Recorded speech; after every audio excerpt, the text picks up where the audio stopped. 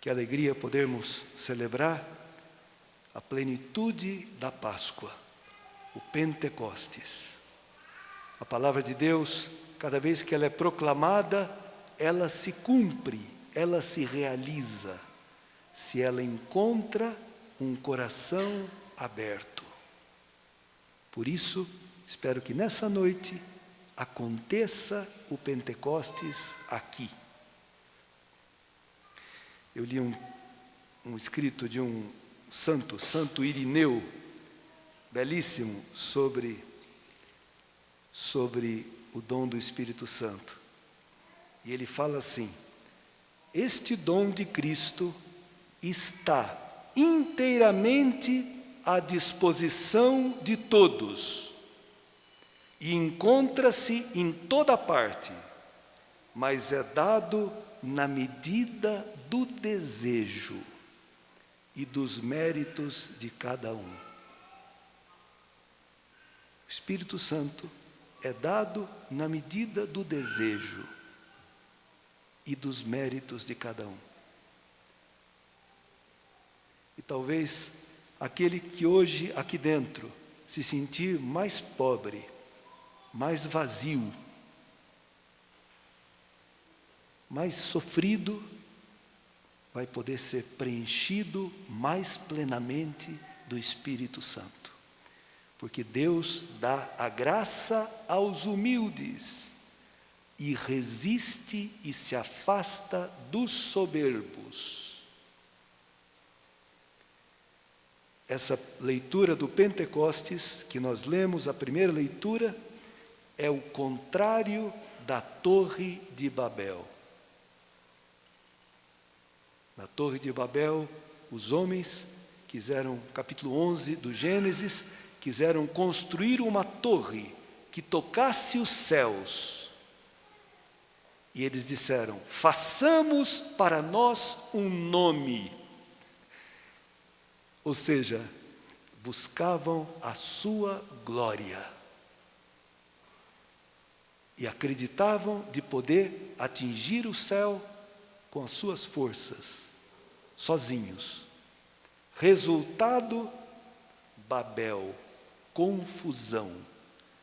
Confusão das línguas, bagunça, divisão. A busca do orgulho humano, a busca da própria glória é sempre causa de confusão. Dentro de casa, no trabalho, numa comunidade, na igreja, qualquer lugar.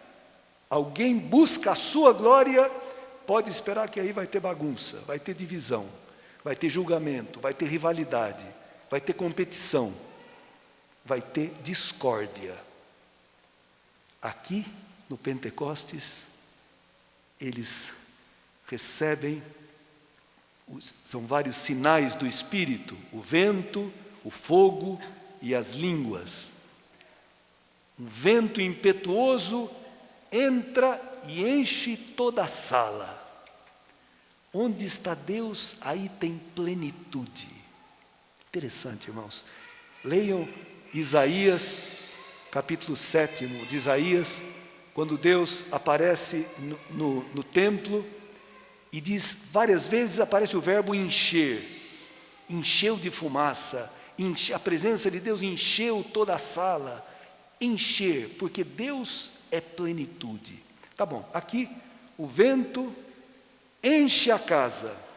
Depois aparecem umas línguas de fogo que se repartem e pousam sobre cada um deles.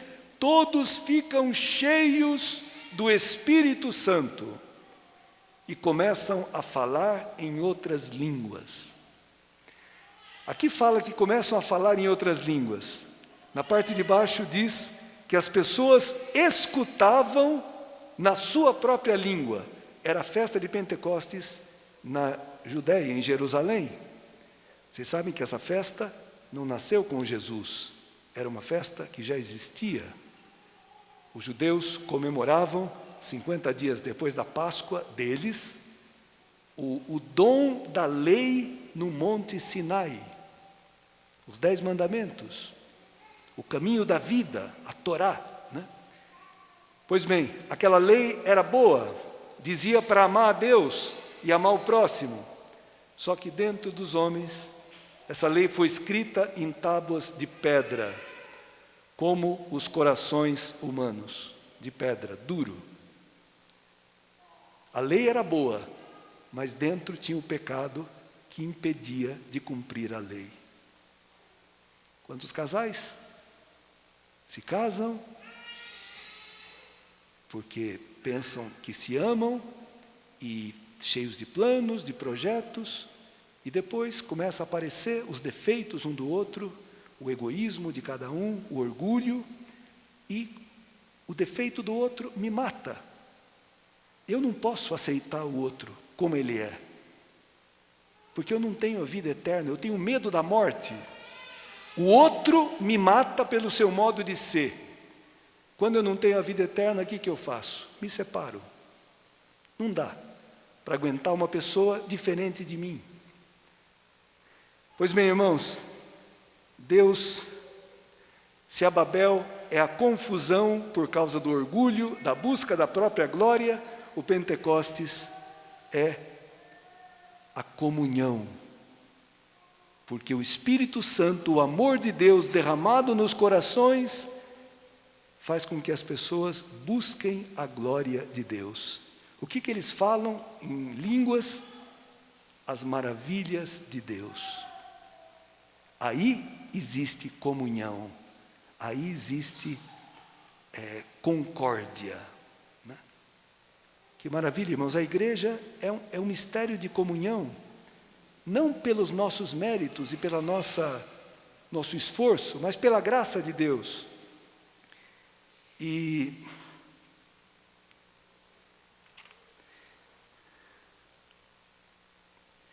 o Evangelho mostra em São João, o Pentecostes acontece no mesmo dia da ressurreição. No mesmo dia, Cristo ressuscita, aparece e sopra sobre eles e diz: recebei o Espírito Santo. O Espírito Santo é o sopro, é o ar que Jesus respira. Lá no Gênesis, quando Deus criou o homem do barro da terra, modelou o homem do barro, ele não tinha vida. Então diz o Gênesis que Deus soprou nas narinas do homem e ele se tornou um ser vivente. A vida é um sopro, a Bíblia fala isso. De fato, para você saber se uma pessoa está viva ou está morta, tem um jeito muito primitivo de saber. Colocar um espelho, né? Se embaçar, é porque ainda está vivo. Se não embaçar, pode enterrar. Não tem mais o sopro, não tem mais o ruá. Espírito, em hebraico, ruá. Para você falar essa palavra, você tem que soltar o ar. Quer dizer, sopro, vento, espírito. Em grego, interessante que espírito é pneuma, de onde vem pneumático, né? O pneumático é uma borracha redonda cheia de ar dentro, sempre relacionado com o espírito. Então, Jesus sopra sobre os apóstolos, que estão morrendo de medo, estavam fechados, com medo de sofrer, com medo de que fizessem com eles o que fizeram com Cristo. Cristo sopra sobre eles, é uma nova criação. O seu Espírito, o amor que Ele tem do Pai, amor eterno, que é o Espírito Santo, Ele comunica para os apóstolos. E eles perdem o medo. Eles que viviam rivalizando, quem era o primeiro, agora estão em comunhão.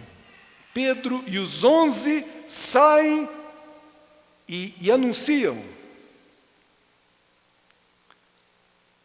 Que maravilha, irmãos, que é o dom do Espírito Santo. Jesus lhes dá a paz, Jesus lhes traz a alegria, Jesus lhes mostra as mãos e o lado, né? Tudo o Pai colocou nas minhas mãos, tudo. O poder de Cristo simbolizado nas suas mãos e o amor de Cristo simbolizado no seu lado aberto. mostrou-lhes as mãos e o lado. A fé é encontrar-se com o amor de Deus, com o poder de Deus, que entra na nossa vida e nos liberta do medo da morte e nos dá vida eterna, capacidade de amar. Eu escutei uma coisa linda essa tarde, uma catequese sobre o Espírito Santo, e o padre comentava aquilo que São João fala, o Espírito, ele vos ensinará todas as coisas. E esse padre dizia, ensinará, quer dizer que ele é um mestre, o Espírito Santo ensina, mas ensina o quê? Todas as coisas. E ele dizia, escuta, mas não é possível. Ele perguntava, tem aqui algum professor? Tinha um professor de matemática, um professor de geografia. Ele falou, bom, se o professor de matemática for ensinar geografia, talvez a aula não seja muito interessante, porque aquela pessoa se especializou em matemática e o outro em geografia. Agora, se pergunta para o Espírito Santo, o que você ensina? Tudo. Como tudo? Como tudo? Tudo. O Espírito Santo ensina tudo. O Espírito Santo é o amor eterno de Deus, que nos ensina a fazer tudo com amor.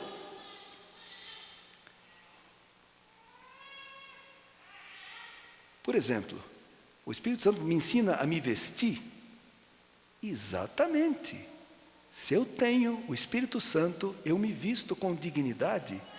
Eu não vou me vestir para provocar, ou para chamar atenção, ou de um jeito estúpido. O Espírito Santo me ensina a comer? Me ensina a comer. Comer com moderação. Comer sem exagerar. Ensina a beber. A bebida é maravilhosa. Um vinho, uma cerveja. Mas tem gente que abusa, que não sabe beber, que exagera e fica inconveniente e cria uma dependência. O Espírito Santo ensina tudo. Ensina a amar, ensina a sofrer. Uma pessoa que não tem o Espírito Santo não sabe sofrer, não suporta o sofrimento. O Espírito Santo me ensina. Ele te diz, confia, espera. Olha o que você está amadurecendo com esse sofrimento. O Espírito Santo ensina os casais a viverem o amor. Porque o Espírito Santo é um amor tão delicado, tão maravilhoso, que ajuda o casal a não fazer nada de inconveniente para o outro, a respeitar o outro, a ter carinho pelo outro. O Espírito Santo ensina tudo, irmãos, tudo, a fazer com amor. Por isso que ele é tão necessário, porque sem o Espírito Santo, nada pode o homem. Nós cantamos na sequência de Pentecostes. E espero que vocês continuem a vossa caminhada na igreja, para que vocês possam experimentar a maravilha que é ter dentro de vocês esse mestre, esse consolador. O Espírito Paráclito é o consolador. Eu nunca tinha pensado que a palavra consolador significa com o solo, com o sozinho. Quem tem o Espírito Santo nunca se sente só. Se sente sempre acompanhado. Quantas pessoas hoje sofrem de solidão e se refugiam na bebida, ou na pornografia, ou na droga, não suportam estar só. Ele é o Consolador, está sempre conosco. Quando Jesus fala, eu estou todos os dias convosco até o fim do mundo, através de quem? Do Espírito Santo. A gente se esquece a riqueza, o tesouro que a igreja nos deu, porque o espírito de sabedoria é para a gente ter discernimento, para a gente saber descobrir as armadilhas que o maligno faz para nos roubar a fé. E a sabedoria também é o saber com sabor. Esse dom te faz ter gosto pelas coisas de Deus. Depois, a inteligência e a ciência nos faz compreender quem somos nós e para onde nós vamos. Como é importante saber quem sou eu, conhecer meus pecados, conhecer minhas debilidades. É o espírito da inteligência e da ciência que me dá esse conhecimento de mim e de onde eu vou, qual a finalidade da minha vida, o sentido da minha vida. Depois, o dom do conselho para discernir a vontade de Deus. O dom da piedade para ter gosto pelas coisas de Deus. Quem não tem o dom da piedade, não tem vontade de rezar, de vir à missa, de ler a Escritura, de fazer o bem. Como é importante o dom da piedade, né?